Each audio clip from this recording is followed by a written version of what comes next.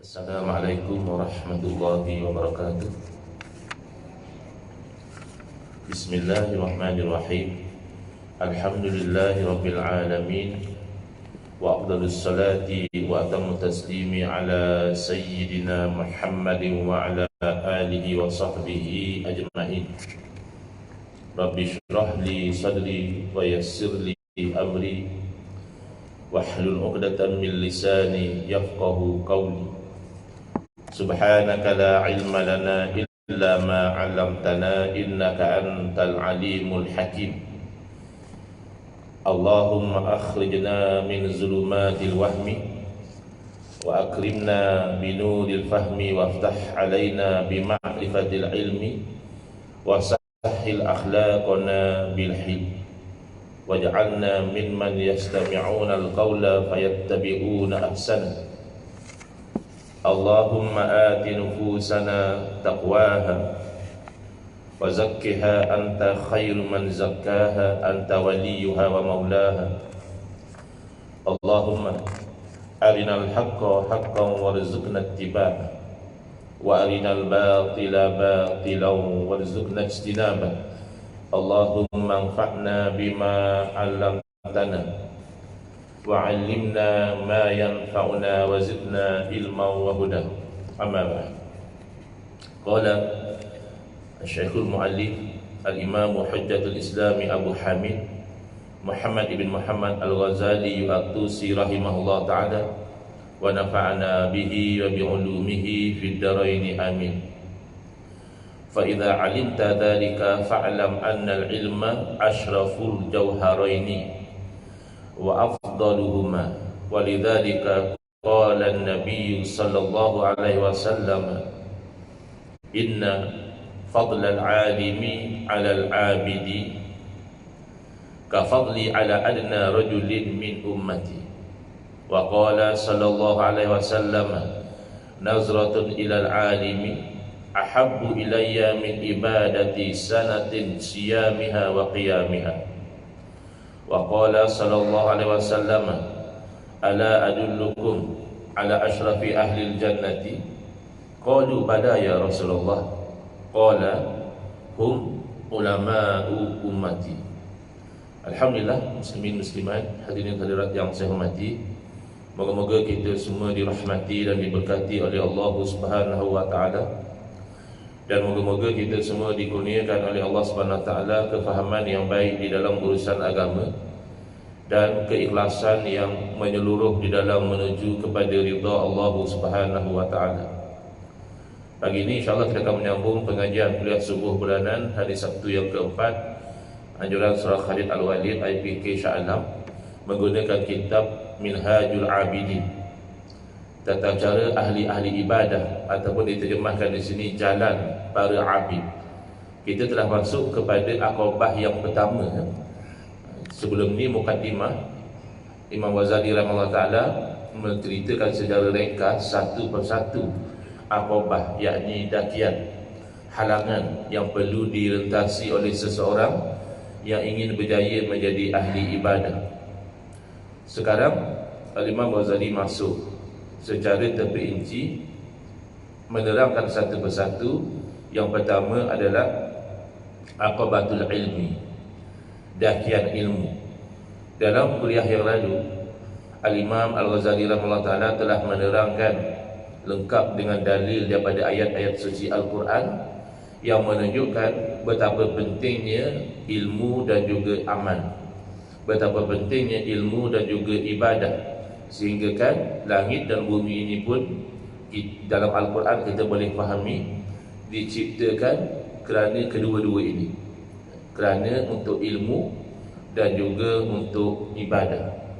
Lalu Imam Ghazali sambung lagi, fa idza 'alimta dzalika, dalam terjemahan ini di muka surat 25. Apabila engkau ketahui yang demikian itu, mana kau tahu bahawa ilmu dan amal ni adalah sangat berharga, sangat penting, sehingga langit dan bumi pun ada kaitan, penciptaan langit dan bumi pun ada kaitan dengan ilmu dan ibadah. maka ketahuilah bahawa ilmu itu yang terlebih mulia antara dua permata. Jadi sama-sama berharga, sama-sama bernilai, tapi kalau nak compare antara dua, masih lagi ilmu itu yang lebih mulia dan lebih afdal. Mana dalil? Yang demikian itu Nabi SAW telah bersabda. Kerana ilmu itu lebih diutamakan berbanding dengan amal, Nabi SAW bersabda, sesungguhnya kelebihan seorang alim berbanding seorang abid. Alim, orang yang ulama, seorang lagi abid, ahli ibadah tapi tidak alim. Tapi bukanlah kata alim sampai tak sembahyang, tak puasa, maknanya dia alim tapi dia bukanlah ahli ibadah. Yang basic-basic tu dia buatlah. Yang ni memang dia ahli ibadah. Tapi lebih lagi orang yang alim ini berbanding dengan ahli ibadah, seumpama kelebihan yang dikurniakan kepada saya berbanding dengan orang yang paling rendah di kalangan umat saya. Itu macam mana? Kan jauh kemuliaan Nabi SAW. Bukan berbanding dengan ulama, bukan berbanding dengan sahabat, berbanding dengan kalau ada satu orang lelaki yang paling rendah darajatnya di kalangan umat Nabi Muhammad SAW. Itulah perbandingan antara seorang alim dan seorang abid. Ini bukan nak memperlekehkan ibadah, tidak. Bukan nak memperlekehkan ahli ibadah, tapi nak menilai ilmu itu, betapa penting dan mulianya ilmu itu. Lalu Nabi SAW bersabda lagi, satu pandangan ke arah orang alim itu lebih saya sukai berbanding dengan melakukan ibadah 1 tahun dengan puasanya, dengan solatnya. Ini juga bukan berarti kalau kita dah pandang muka orang alim, dah tak payah solat lah, dah tak payah puasa. Bukan. Solat dan puasa khusus yang wajib memang wajib ditunaikan. Tidak ditunaikan itu haram. Tapi maksudnya berbanding dengan orang yang rajin puasa sunat, rajin sembahyang sunat, kalaulah dapat lihat kepada wajah seorang alim itu lebih disukai oleh Nabi SAW. Kemudian Nabi SAW bersabda lagi, tidak mahukah aku tunjukkan kepada kamu akan orang yang paling mulia di kalangan ahli syurga. Ahli syurga itu sudah mulia, tapi di kalangan ahli syurga yang paling mulia, nak tak saya tunjukkan? Lalu para sahabat menjawab, bala ya Rasulullah, bahkan tentulah kami nak. Lalu Nabi SAW menjawab, hum ulama'u ummati, mereka yang paling mulia di kalangan ahli syurga itu adalah ulama di kalangan umatku. Qala rahimahullah ta'ala, fabana laka anna al-ilma ashrafu jawharan minal ibadati walakin la budda lil abdi minal ibadati ma'al ilmi wa illa kana ilmuhu haba'an mansura. Lalu Imam Ghazali ambil kira, bila dengar kelebihan ilmu ni, kotlah ada orang jadi salah faham. Dia tak mau lagi nak ibadah sebab yang pentingnya ilmu, yang ibadah ni tak penting. Takut ada salah sangka macam itu. Terus Imam Ghazali menerangkan, maka telah jelas bagi kamu bahawa sesungguhnya ilmu itu merupakan yang lebih mulia mutiaranya berbanding dengan ibadah. Akan tetapi tak boleh lagi bagi seorang hamba itu daripada ibadah berserta dengan ilmu. Jangan sangka kamu dah ada ilmu dah tak payah ibadah. Jangan. Tak dapat tidak, kamu kena ibadah. Sekiranya tidak, maka ilmunya itu menjadi seperti debu yang berterbangan, tak ada makna. Asalnya ilmu itu dah jadi satu bangunan yang kukuh, tiba-tiba oleh kerana tidak diamalkan ilmu itu, seperti sudah hancur jadi debu saja. Fa innal ilma bimanzilati syajarati wal ibadata bimanzilati samaratin min samaratiha. Kerana sesungguhnya ilmu itu menempati seperti pokok, dan ibadah itu menempati seperti satu buah daripada buah-buahan. Kita kalau kita tanam pokok, kita nak hasil. Terutama kalau bertani, kalau berkebun, tanam banyak pokok durian tak berbuah, kan sedih dia. Tanam banyak pokok manggis tak berbuah, sedih dia. Pokok dah ada tapi buah tak ada. Ilmu dah ada tapi amalnya tidak ada. Tapi kalau tak ada pokok boleh ada buah ke? Sebab tu ilmu lebih penting. Kenalah ada pokoknya dulu, barulah dibaja, barulah disiram supaya ada buah. Tapi kalau tak ada pokok, diangan-angankan buah, ia tak jadi. Boleh je Ustaz, kita beli di kedai. Yalah memanglah. Tapi yang beli di kedai tu pun, yang jual tu pun dapat daripada orang yang tanam juga. Bukannya buah tu keluar macam itu, tanpa pokok. Jadi tetaplah pokok itu penting. Tetapi yang menjadi tujuan daripada pokok buah-buahan itu adalah buahnya. Fasyarafu lisyajarati idhiyal aslu, lakin al-ittifa'u bima yahsulu bi thamaratiha. Maka kemuliaan itu adalah pada pohonnya, sebab dia adalah yang asal. Tanpa pohon tadi tak adalah buahnya. Sebab itu anak bila hebat macam mana pun, mulia macam mana pun, alim macam mana pun, soleh macam mana pun, dia tetap kena muliakan ibu bapa dia. Kerana ibu bapa dia tu asal. Kalau tidak kena ibu bapa dia, dia pun tak lahir ke dunia ni. Dia pun tak hidup di dunia ni. Muncullah ibu bapa dia, lahirkan dia, kemudian jaga dia, beri makan, minum dan sebagainya. Sebab ibu bapa tu asal. Walaupun mungkin ibu bapa bukan orang alim, ibu bapa bukan orang yang hebat macam anak dia, tetapi oleh kerana dia asal, dia ada kemuliaan di situ. Oleh kerana dalam contoh ini, pohon itu adalah asal kepada buah, maka pohon itu mengambil kemuliaan tadi sebagai asal. Akan tetapi dapat manfaat itu adalah daripada buah. Jadi kita pun tak naklah hanya kan ada pokok saja, manfaatnya tak ada, buahnya tak ada. Yalah bolehlah buat berteduh, mungkinlah, tapi tak ada manfaat dari segi buah-buahannya. Jadi Imam Ghazali nak menekankan betul antara ilmu dan amal, ilmu lebih penting, lebih mulia, tetapi tak boleh ilmu kosong daripada amal, tak boleh. Fa idzan la budda lil abdi ayakuna lahu min kilal amrayni hazzun wa nasibun. Maka bagi seorang hamba tu tak dapat tidaklah dia itu mendapatkan habuan dan nasib daripada kedua-duanya, dengan salah satu saja. Walihada qala al-Hasan al-Basri rahimahullah ta'ala, oleh karenalah al-Imam Hasan al-Basri telah berkata, utlubu hadzal ilma talaban la yadurru bil ibadati, watlubu hadhihi al-ibadata talaban la yadurru bil ilmi. Hendaklah kamu menuntut akan ilmu ini, belajar ilmu agama ini, tapi sekira-kira menuntut yang tidak memudaratkan ibadah. Bukan hanya kata mutalaah kitab, muzakarah, sembahyang pun tidak, zikir pun tidak. Janganlah sampai memudaratkan ibadah. Tuntut ilmu tu time ibadah.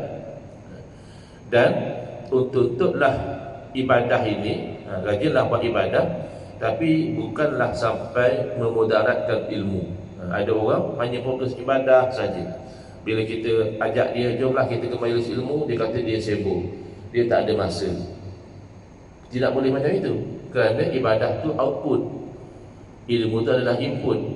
Jadi kamu sudah ada input sedikit, kamu keluarkan output dia, kena ada input lagi. Jangan hanya alasan ibadah langsung tidak ada masa menuntut ilmu, juga tak betul, kata Imam Al-Hasan al-Basri. Walamma istaqarra annahu la budda lil 'abdi minhuma jami'an fal ilmu aula bit taqdimi la mahalata li'annahu al-aslu. Apabila telah tetap pasti bahawa tidak boleh seorang hamba tu lari daripada kedua-duanya, mesti nak ada dua-dua sekali. Ilmu nak kena ada, amal juga nak kena ada. Fal ilmu aula bit taqdim. Imam Ghazali bawa balik kepada hakikat kemuliaan ilmu, maka tetap juga ilmu tu yang lebih aula didahulukan. Tak dapat tidaklah, kerana dia pun asal. Kamu nak kepada buah dia, kenalah ada pokoknya dulu. Walidzalika qala sallallahu alaihi wasallam al-ilmu imamul amali wal amalu tabi'uhu. Oleh kerana itulah Nabi SAW bersabda, ilmu itu ibarat imam kepada amal. Amal tu jadi makmum. Imamnya tak ada, makmumnya ada. Makmum lah, imam tak ada. Kena ada imam. Makmum ramai ke, seorang ke. Kalau imam tak adalah makmum. Imam cukup seorang. Wa inna masaral ilmu aslan matbu'a, hanya saja jadilah ilmu itu punca yang dipatuhi. yalzamuka taqdimuhu 'alal ibadati li amrayni. Kamu itu perlu mendahulukan ilmu berbanding dengan ibadah kerana dua sebab. Ahaduhuma litahsula lakal ibadatu wa taslama. Kalau orang tanya, manalah saya menuntut ilmu ni slow sikit lah, ngantuk, payah faham. Kalau ibadah tak apa, senang. Saya ingat saya fokus ibadah je lah kot. Menuntut ilmu ni kasi orang lain je lah. Jangan. Kerana apa? Kalau kamu tak tuntut ilmu, ibadah kamu pun tak diterima nanti. Rosak ibadah kamu nanti.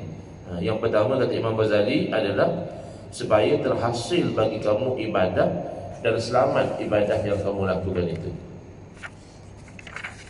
Fa innaka awalan yajibu alaika an ta'rifal ma'buda thumma ta'budahu.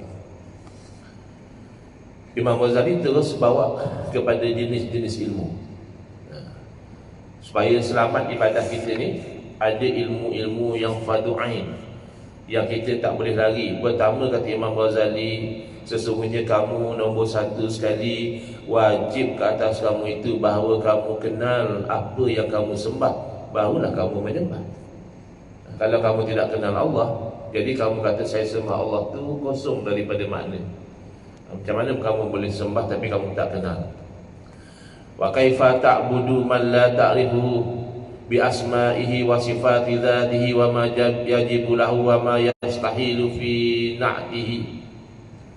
Macam mana kamu nanti akan beribadah menyembah kepada sesuatu yang kamu tak kenal pun nama-namanya, kamu tak faham pun sifat-sifat zatnya, kamu juga tak tahu apa yang mesti ada padanya, apa yang mustahil pada sifatnya.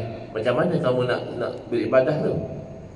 Farubbama ta'taqidu fihi wa fi sifatihi syai'an wal iyadu billahi mimma yukhaliful haqqa fatakunu ibadatuka haba'an mansura. Boleh jadi dengan kejahilan kamu tadi, tak belajar ilmu akidah, tak faham ilmu tauhid, kamu berkeakidah pada Allah Ta'ala atau pada sifat Allah tu sesuatu waliyazubillah yang menyalahi kebenaran. Pernah dulu kecoh sekejap, ada orang kata Allah tu adalah sejenis makhlukan halus. Allah pula makhluk tu macam mana? Halus atau kasar, Allah bukan makhluk, Allah khaliq. Tapi katanya dia tersalah cakap, dia tak maksudkan begitu. Kena istighfar lah, kena taubat lah. Kalau memang dia maksudkan Allah tu makhluk, boleh jadi kafir lah. Allah pula makhluk. Ini contoh ya. Orang tidak ambil berat. Akhirnya dia boleh membayangkan Allah tu seperti makhluk, duduk di satu tempat, bergerak ke sana kemari. Ini adalah kejahilan dari dalam ilmu yang pertama, iaitu ilmu akidah. Maka jadilah ibadah kamu tu sia-sia, seperti debu juga. Sebab akidah tu asas. Kalau akidah rosak, rajinlah sembahyang, rajinlah puasa, tapi di sisi Allah itu sia-sia. Wa qad syarahna ma fi dzalika min al-khataril azim fi bayani ma'na su'il khatimati min kitabil khawfi min jumlati kutubi ihya'i ulumiddin. Kami dah syarahkan panjang lebar dah tentang kepentingannya ilmu akidah ni dan bahaya yang besar ketika mana kami menerangkan tentang isu su'ul khatimah. Na'udzubillah, kita hidup atas dunia ni, kadang-kadang kita itu ada jatuh bangun kita, ada dosa maksiat kita, ada kesalahan-kesalahan kita. Tapi kita sebagai orang beriman, tentulah kita nak penghujung hayat kita tu baik. Tak maulah penghujung hayat tu dalam keadaan su'ul khatimah, mati dalam keadaan maksiat, apatah lagi na'udzubillah mati dalam keadaan kufur. Kita tak mau. Jadi Imam Ghazali terangkan antara sebab su'ul khatimah adalah akidah yang menyeleweng. Daripada kitab yang Imam Ghazali namakan Al-Khawf, iaitu kitab takut kepada Allah, iaitu termasuk dalam kitab-kitab yang terkandung dalam Ihya Ulumuddin. Qala rahimahullah ta'ala, Imam Ghazali bawa pula kepada ilmu yang kedua. Akidah penting, kena ada makrifatullah, kena kenal. Jangan bayangkan Allah tu seperti makhluk, jangan bayangkan Allah tu lemah, jangan bayangkan Allah itu lupa, sakit dan sebagainya. Kemudian dah kenal Allah Ta'ala, dah faham tauhid, bahawa kita menyembah Allah yang Maha Esa, yang Maha Berkuasa, yang Maha Berkehendak, yang Maha Mengetahui, summa yajibu alaika an ta'lama ma yalzamuka fi'luhu minal wajibati syar'iyyati ala ma umirta bihi litaf'ala dhalika. Kemudian wajib ke atas kamu bahawa kamu tu tahu apa yang melazimi melakukannya, maknanya yang kamu mesti buat daripada kewajipan-kewajipan syarak. Kamu kena tahu. Kok nanti kamu tak tahu, kamu tak buat. Seperti mana yang kamu diperintahkan untuk melakukan. Wa ma yalzamuka tarkuhu minal manahi litatruka dzalika. Kena tahu juga perkara-perkara yang dilarang supaya kamu meninggalkannya.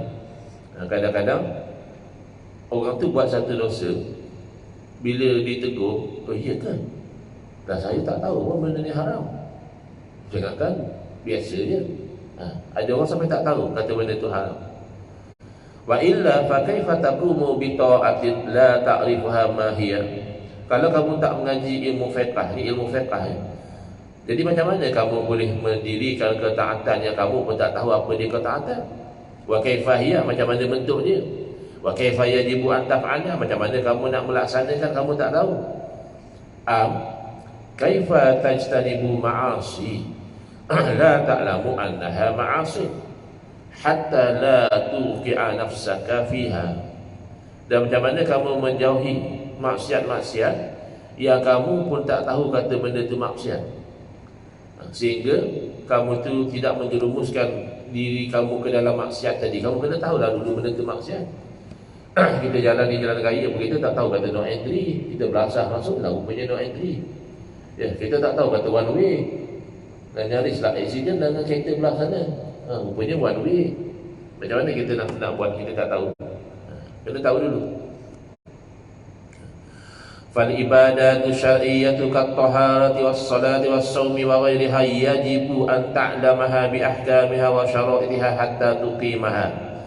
Maka ibadah-ibadah syarak seperti bersuci, solat, puasa dan lain-lainnya, wajib kamu itu tahu tentang ibadah-ibadah ini dan juga hukum hakam dan syarat-syaratnya, sehingga kamu melaksanakannya dengan elok. Farubbama anta muqimun ala syai'in sinina wa azmana mimma yufsidu alaika taharataka wa salawatika. Boleh jadi kamu ni istiqamah buat satu-satu ibadah tu bertahun-tahun, dah berzaman dah, tapi kamu buat benda yang merosakkan wuduk kamu. Kamu tak tahu kata wuduk kamu dah batal, ya, sebab tak mengaji, ataupun membatalkan solat kamu. Wa yukhrijuhuma an kaunihima waqi'ataini ala wifaqis sunnati. Dan perbuatan yang kamu buat itu menyebabkan terkeluarlah taharah kamu tadi, wuduk kamu tadi, ataupun solat kamu tadi, daripada ianya itu dianggap berlaku mengikut sunnah, iaitu mengikut ajaran Nabi sallallahu alaihi wasallam. Wa anta la tash'uru bizalika. Padahal kamu tak perasan pun. Kamu dah sangka selesai dah aku mayang, dah selesai dah aku buat ibadah. Rupanya tak betul. Bertahun, puluhan tahun, punca tak mau mengaji. Jadi ada kan orang-orang yang berhijrah daripada keadaan yang lalai, mungkin daripada dulu gaya hidup artis lah itu ini. First thing, jangan terus berceramah, jangan terus berdakwah, ya. Mengaji dulu, ambil ilmu dahulu. Setelah ada kesediaan, barulah pergi kepada next level. Bimbang, kalau tidak nanti berlaku kesilapan-kesilapan yang dia sangka betul. Warubbama ya'taridu laka muskilun wa la tajidu man tas'aluhu an zalika wa anta ma ta'allamtahu. Dan boleh jadi berlaku pada kamu satu perkara yang muskil. Isinya apa hukum ni? Boleh ke tak macam ni? Sah ke batal? Dan kamu tak dapat pula orang yang kamu boleh tanya. Semua pun bakal tak tahu, aku pun tak tahu. Sebab kamu pula tidak belajar. Jadi kena belajar ilmu fiqh, hukum hakam, fardu ain kena belajar, fardu kifayah kalau sesuai, kalau mampu. Summa madaru hadha sya'ni aidan ala al-ibadatil batinati.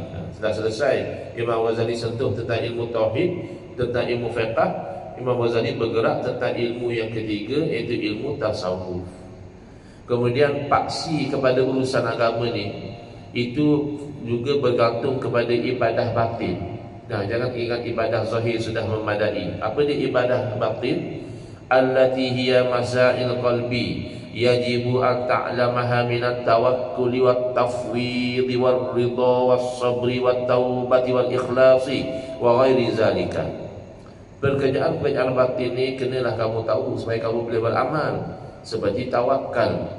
Tawakal ni kita bergantung, yakin, harap kepada Allah SWT semata-mata. Tawakal bukan makna tidak usaha, tidak ikhtiar. Bukan makna tak pergi kerja, tak berniaga. Saya tawakal kepada Allah, bukan. Sila bekerja kalau kamu berada pada posisi bekerja. Sila berniaga kalau kamu tu seorang peniaga. Tapi dalam kamu bekerja dan berniaga, kamu bulat yakin bahawa tidak sebutir nasi pun akan masuk ke dalam mulut kamu, kecuali itu adalah ketentuan Allah. Tidak sekeping roti pun akan terlepas daripada kamu kalau itu sudah ada dalam rezeki kamu. Itu maksud tawakal. Bukannya tidak berusaha, tidak. Itu salah, itu jabariyah. Wat tafwid, dan kamu serah bulat-bulat urusan kepada Allah Ta'ala. Ya usaha, zahir kita minta tolong dengan orang ni, dengan Tan Sri ni, dengan Datuk Sri ni, ya dengan orang itu orang ini. Tapi kena serahkan urusan sebenar, nasib kita kepada Allah Ta'ala. Wa ridha. Benda dah berlaku, nak buat macam mana? Memang kita tak suka, tapi benda tu berlaku, kita redha sebagai takdir. Tapi sebagai benda itu maksiat, kita tidak redha lah. Semalam misalnya satu orang dibunuh, ya, kawan kita pula tu sedih, kita tengok orang dia baik, kita gamak dibunuh orang, ya. Adakah kita boleh tidak redha dengan kematian dia? Tak boleh. Kita kena redha. Tapi boleh tak kita redha dengan pembunuhan itu? Tak boleh. Kerana pembunuhan itu maksiat. Kita kena benci kepada perbuatan membunuh itu. Tak boleh redha. Cuma kita redha takdir tadi. Yang dah berlaku tu kita redha. Dan sabar, dan taubat, dan ikhlas, dan yang lain-lain daripada itu yang akan datang sebutannya nanti insya-Allah Ta'ala. Jadi ini kerja hati. Sama-sama semayang, mana kita tahu dia ikhlas tak ikhlas. Jangan kita cek ikhlas orang. Kita tengok dia macam tak ikhlas. Nah, ikhlas tu kan benda dalam hati dia. Kau ceklah hati kau sendiri, kau tahu. Kau rasa kau ikhlas tapi kau rasa tak ikhlas. Macam mana nak tahu ikhlas tak ikhlas? Acid test dia, orang puji ke orang keji sama. Kita susah lah. Kalau orang puji suka, kalau orang keji kita susah hati kita. Macam mana ni? Jauh lagi kita daripada ikhlas. Kalau orang ikhlas kata Allah, tak kamu nak kata apa? Bukan kamu yang bagi aku pahala, bukan kamu yang nak buka pintu syurga untuk aku, aku buat ni sahaja Allah. Itu betul-betul ikhlas. Payah lagi tu. Dan wayajibu an ta'lama manahiha allati hiya abdadu allati hiya abdadu hadhihi al-umuri kas-sukhti wal amali wal riya'i wal kibri litajtaniba zalika. Dan wajib juga kamu tahu larangan-larangan batin. Bukan kamu tahu ibadah batin saja. Larangan batin kamu tahu, iaitu lawan daripada yang tadilah. Kalau lawan daripada tawakal, dia sangka usaha ikhtiar dia yang bagi dia dapat.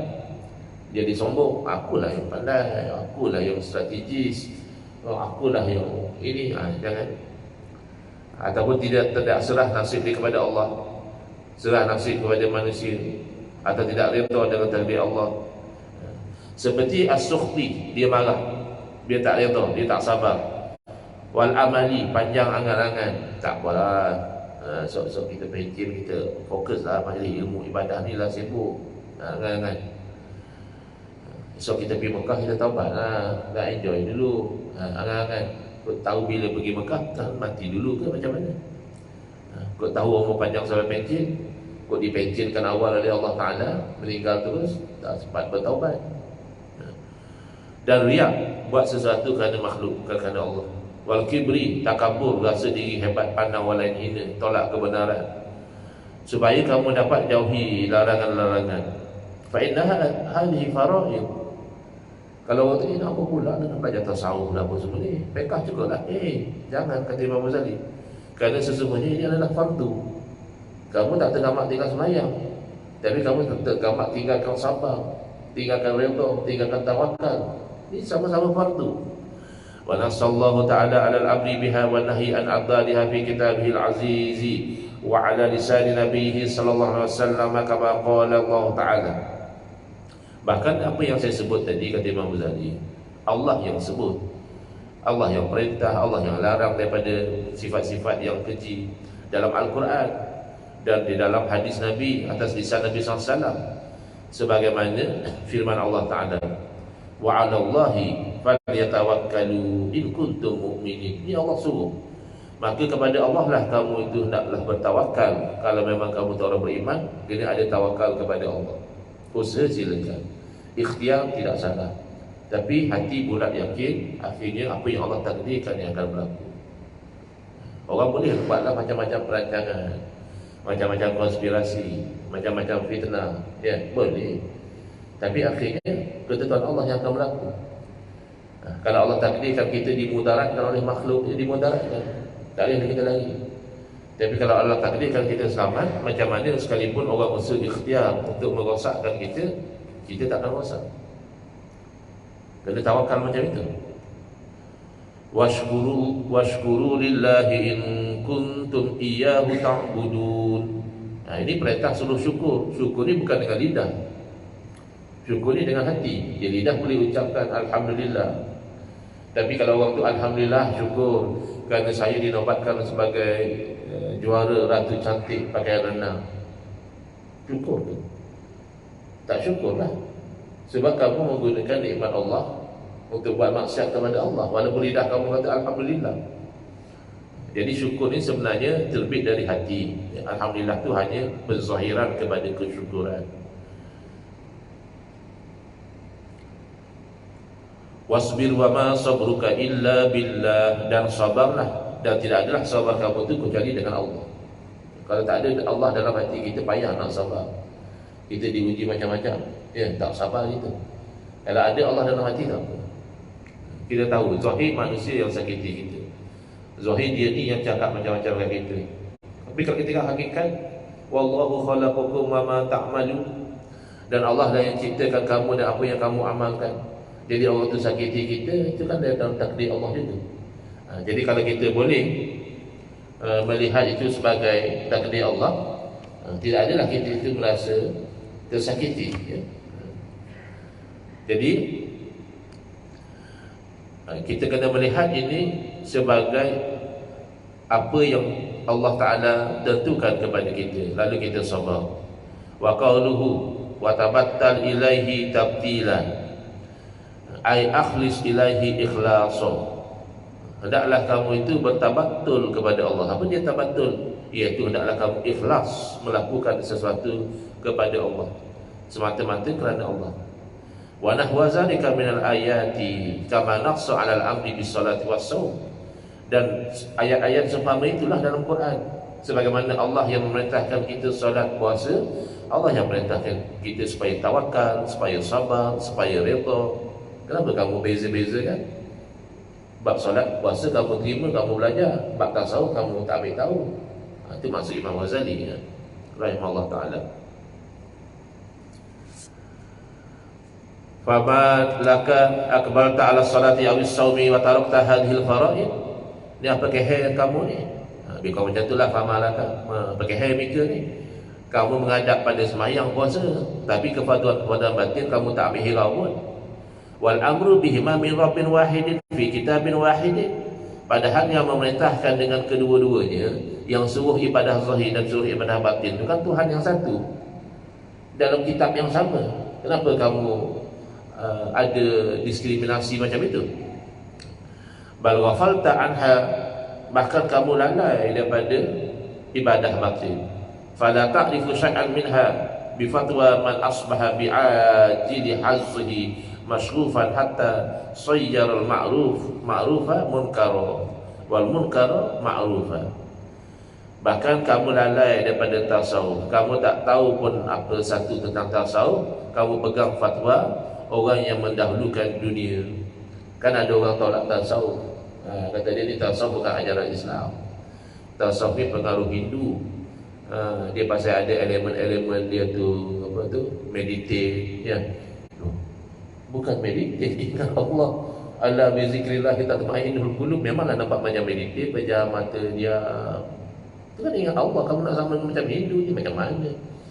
Ya, dalam perakan Maulid Rasul samakan macam perakan teh pusat. Teh pusat itu kan perakan syirik. Perakan Maulid Rasul kan mengingati kelahiran Nabi SAW. Jadi ini orang, dia itu lebih cenderung kepada habuan yang segera, habuan dunia. Orang duk puji, bagus ya ustaz ni, ustaz sunnah. Dan hingga menjadilah perkara makruf tu dituduh sebagai munkar. Dan perkara munkar, biar hati itu bergelumang dengan dosa-dosa batin, dah jadi makruf pula. Wa man ahmalal uluma allati sammaha Allahu fi kitabihi nuran wa hikmatan wa hudan wa aqbala amma bihi yaktasibul harama wa yakunu masilatan lil khutami. Dan dia ikut orang yang mencuaikan ilmu yang Allah namakan dalam Al-Quran tu nur. Tak ada dalam Quran tasawuf, yalah, Allah tak namakan tasawuf. Yang namakan tasawuf tu ulama. Tapi ilmu tu ilmu yang sama, ilmu membersihkan hati. Dalam Quran sebut itu nur ataupun hikmah ataupun huda, benda samalah. Sama juga, ya. Dalam Quran tak ada kata ilmu fiqh atau ilmu tasawuf atau ilmu tauhid, tak ada. Tapi isinya kan ada. Dan orang ini akhirnya menghadap kepada benda-benda yang dia itu mengambil habuan yang haram dan menjadi pancing kepada habuan dunia. Sekarang orang tak ada masalah, kalau dibayar dia sanggup buat apa saja. Fitnah kah, ya, dusta kah, ya, jadi dibayar. Amma takhafu ayyuhal mustarshidu an takuna mudayyan li syai'in min hazihi alwajibati bal li aksariha. Kamu tak takut ke, wahai orang yang nak cari kebenaran, nanti kamu tu mensia-siakan sesuatu daripada kewajipan ini? Bahkan kebanyakan kewajipan tu kamu tak ambil tahu pun, kamu tak takut ke? Wa tashtaghilu bi salati tatawwu'i wa shaumin nafli fatakunu fi la syai'. Kamu menyibukkan diri dengan melakukan salat sunat, buat puasa sunat, tapi tak ada apa-apa, sia-sia. Sebab kamu takabur, kamu hasad, kamu riya, kamu ujub. Tak takut ke? Wa rubbama anta musirun ala ma'siyatin min hazil ma'asi tastajibu bihanna. Dan boleh jadi kamu ni orang yang berkekalan melakukan maksiat batin, sehingga menyebabkan kamu itu akan masuk neraka, waliyazubillah. Wa tatruku mubahan min ta'amin aw syarabin aw naumin tabtaghi bihi qurbatan ila Allah azza wa jalla fatakunu. Ini kan KFC ni Amerika punya. Asalnya dulu Amerika yang kamu makan kat Malaysia ni kan, ayam dia dah sembelih, dah masak, ada cop halal ni. Apalah, hak dia lah, dia tak mau makan. Baguslah untuk diri dia, okeylah, kita pulang. Jimat subhan ini tak ada cop halal jakim. Kononnya kamu tu mencari menghampirkan diri kepada Allah, tapi sebenarnya tak ada nilai, ya, sebab batin penuh dengan penyakit, penuh dengan dosa. Wa asyaddu min zalika kullihi annaka takunu fi aslil amali wal amalu ma'siyatun mahdatun fatazunnuhu niyyata khairin ya bijahlika bil farqi bainahuma. Yang lebih parah daripada semua itu, kamu rupanya jadi tawanan angan-angan. Kamu asyik tangguh nak buat baik, kamu asyik tangguh nak tinggalkan maksiat, padahal angan-angan itu sendiri dah maksiat dah. Kamu menyangkakan itu niat baik, kamu sangkakan nanti tahun depan aku taubat itu niat baik. Itu angan-angan. Kamu nak taubat, bagus sekarang, belum tentu kamu hidup sampai petang. Kenapa tahun depan baru nak taubat? Kenapa bulan depan baru nak pergi majlis ilmu? Kenapa besok baru nak start beribadah? Di hari ini, besok datang, tapi belum tentu besok datang kita hidup. Jadi kata Imam Ghazali, angan-angan itu adalah maksiat. Niat baik itu dituntut. Jadi oleh kerana kamu jahil beza antara angan-angan dan niat baik, kamu tertipu. wa taqarubihima fi ba'dil wujuh, kerana kedua-duanya itu akan nak sama. Niat baik tu akan nak sama dengan apa itu, angan-angan. Soal kamu kaya aku bagi dia buang, surau ni tak sakit saya tangguh. Bagus lah tu, niat baik lah. Niat baik lah tu.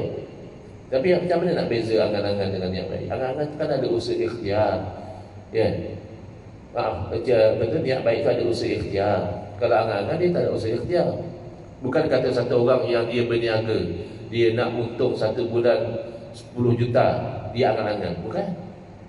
Yang seorang ni hanya nak untung 10,000, maka dia tidak angan-angan. Bukan.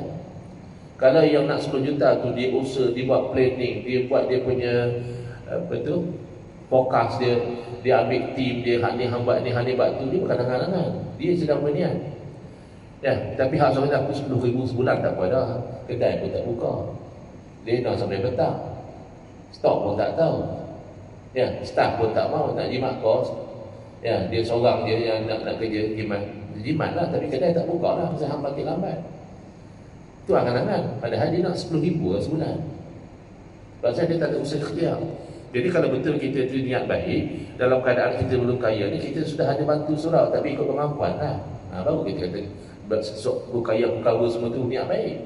Pasal lah pun hang dah buat. Tapi kalau lah pun sekupang pun hang tak bagi, sok kaya hang nak cover semua, tak lah pun sekupang hang rasa berat. Nak cover sampai ratus-ratus ribu, tak lah pun. Itu beza dia. Ya, NATO lah, no action, talk only. Nauzubillah. Baik. Sikit lagi lah. Wa kadzalika takunu fi jaza'in wa sukhtin fatazunnuhu tadarruan wa ibtihala. Kadang-kadang kamu tu dalam keadaan marah dengan takdir Allah. Kamu tu keluh kesah dengan takdir Allah, tapi kamu menyangka kamu sedang merayu-rayu kepada Allah, padahal nak paksa Allah. Ya, tak puas hati apa yang berlaku. Dia ada beza. Orang yang betul-betul tadarru', dia dah redha dengan takdir Allah. Kemudian dia sebagai hamba, dia serahlah, ya Allah, ya, bantulah hamba-Mu ni lemah, tak ada ikhtiar dah, melainkan Kamu lah ya Allah. Ni kadang doa pun banyak nak marah. Ya Allah, hancurkanlah mereka semua. Ya. Mana hang tahu tu kan saudara hang satu agama, mana tahu hang salah dia betul. Hang nak bagi hancur semua. Kemudian kamu boleh jadi dalam keadaan riak semata-mata, dan kamu menyangka itu kamu sedang memuji Allah. Duk nak meriak, tapi kata orang saya kapan, bukan nak riak, cuma nak ceritalah nikmat Allah ni. Tengok, boleh jadi betul. Boleh jadi orang tu tak nak menunjuk apa, cuma nak cerita betapa Allah bagi nikmat kepada dia. Wa amma bi nikmati rabbika fahaddits. Adapun dengan nikmat Tuhan kamu cerita. Tapi nak beza hati. Memang kamu nak cerita nikmat Allah ke, atau kamu nak menunjuk-nunjuk kepada manusia? Kemudian kamu menyangka itu adalah menyeru manusia kepada kebaikan, dan kamu menyangkakan maksiat kamu kepada Allah tu adalah ketaatan, dan kamu mengharap pahala yang besar pula tu, padahal kamu melakukan kesalahan. Kamu dah anggap tu kebaikan, kamu duk tunggu dapat pahala, dapat pertolongan, maka kamu berada dalam tipu daya yang besar dan juga kelalaian yang sangat buruk. Fahadhihi wallahi musibatun. Yang macam ni demi Allah, kata Imam Ghazali, ini musibah besar bagi orang yang beramal tanpa ilmu. Wallahu a'lam. Bismillahirrahmanirrahim. Alhamdulillah bil alamin, wassalatu wassalamu ala asyrafil anbiya'i wal mursalin wa ala alihi wa sahbihi ajma'in. Allahumma shrah sudurana wa ahsin akhlaqana wa azim ujurana wa nawwir qulubana bi nuri hidayatika kama naqta'adha bi nuri syamsika abadan abada bi rahmatika ya arhamar rahimin. Walhamdulillahi rabbil alamin. Amin ya rabbal alamin. Wal 'afwu minkum.